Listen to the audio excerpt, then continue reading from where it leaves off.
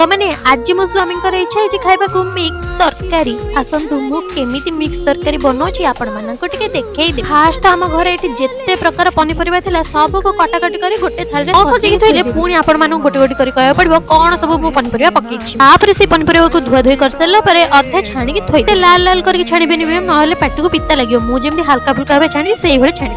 तापर एठी अदा रसुण टमाटर पेस्ट गोटे बनै देथिली जोटा की तरकारी रे चारि पांचटा काजू मध्ये पानी रे भेदे देथिली भी से तरकारी पेस्ट की पड़िबो। तापर गोटे प्याज को कुछ कुछ करी काटी देबे टिके कढ़े रे लाल लाल करके भाजी देबे। प्याज भाजी सरला परे सेतरे बाटी रखिबा मसला को पके देबे।